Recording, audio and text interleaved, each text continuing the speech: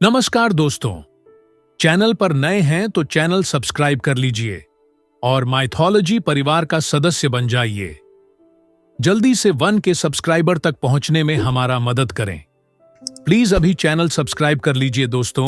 महाभारत काल में प्रयाग, इलाहाबाद के तटवर्ती प्रदेश में सुदूर तक फैला श्रृंगवेरपुर राज्य एकलव्य के पिता निषाद राज हिरण्यधनु का था।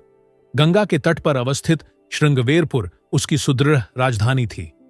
उस समय श्रृंगवेरपुर राज्य की शक्ति मगध, हस्तिनापुर, मथुरा, चेदी और चंदेरी आदि बड्ढे राज्यों के समकक्ष थी। निषाद हिरण्यधनु और उनके सेनापति गिरिबीर की वीरता विख्यात थी। निषाद राज हिरण्यधनु और रानी सुलेखा के स्नेहांचल से जनता सुखी व संपन्न थी। राजा राज्य का संचालन अमात्य मंत्री परिषद की सहायता से करता था।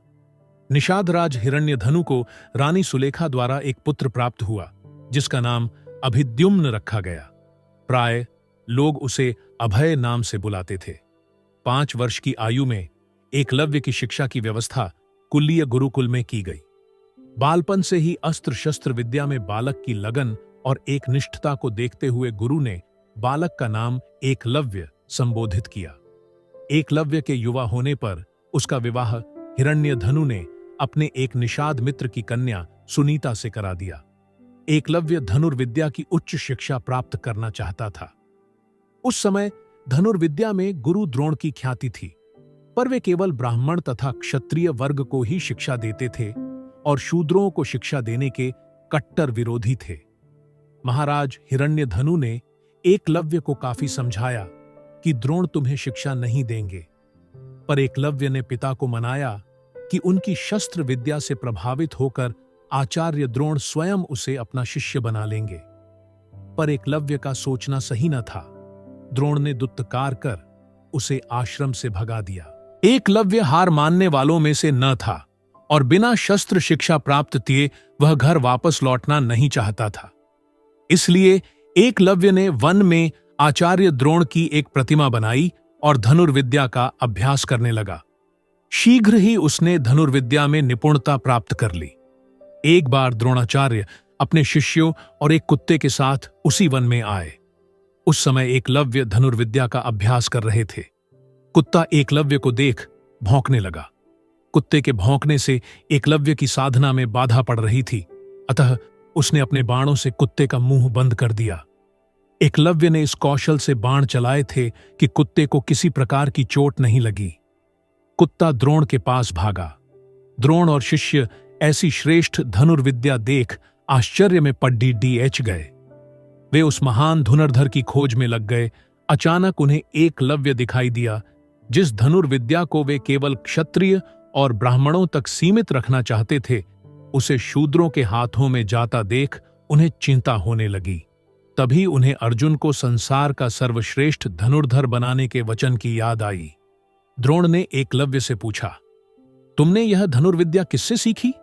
एकलव्य, आपसे आचार्य। एकलव्य ने द्रोण की मिट्टी की बनी प्रतिमा की ओर इशारा किया। द्रोण ने एकलव्य से गुरु दक्षिणा में एकलव्य के दाएं हाथ का अंगूठा मांगा। एकलव्य ने अपना अंगूठा काटकर गुरु द्रोण को अर्पित कर दिया। कुमार एकलव्य अंगुष्ठ बलिदान के बाद पिता हिरण्यधनु के पास चला आता है। एकलव्य अपने साधनापूर्ण कौशल से बिना अंगूठे के धनुर्विद्या में पूर्ण दक्षता प्राप्त कर लेता है। आज के युग में आयोजित होने वाली सभी तीरंदाजी प्रतियोगिताओं में अंगूठे का प्रयोग नहीं होता है, अतः एकलव्य को आधुनिक तीरंदाजी का जनक कहना उचित होगा। पिता की मृत्यु के बाद वह श्रृंगबेर राज्य का शासक बनता। हैल अमात्य परिषद की मंत्रणा से वह न केवल अपने राज्य का संचालन करता है, बल्कि निषाद भीलों की एक सशक्त सेना और नौसेना गठित करता है और अपने राज्य की सीमाओं का विस्तार करता है। विष्णु पुराण और हरिवंश पुराण में उल्लिखित है कि निषाद वंश का राजा बनने के बाद एकलव्य ने जरासंध की सेना की तरफ से मथुरा पर आक्रमण कर यादव सेना का लगभग सफाया कर दिया था। यादव वंश में हाहाकार मचने के बाद जब कृष्ण ने दाहिने हाथ में महज 4 अंगुलियों के सहारे धनुष बाण चलाते हुए एकलव्य को देखा, तो उन्हें इस दृश्य पर विश्वास ही नहीं हुआ। एकलव्य अकेले ही सैकड़ों यादव वंशी योद्धाओं को रोकने में सक्षम था। इसी युद्ध में कृष्ण ने छल से एकलव्य का वध किया था। उसका पुत्र केतुमान महाभारत युद्ध में भीम के हाथ से मारा गया था। जब युद्ध के बाद सभी पांडव अपनी वीरता का बखान कर रहे थे, तब कृष्ण ने अपने अर्जुन प्रेम की बात कबूली थी। कृष्ण ने अर्जुन से स्पष्ट कहा था कि तुम्हारे प्रेम में मैंने क्या क्या नहीं किया है।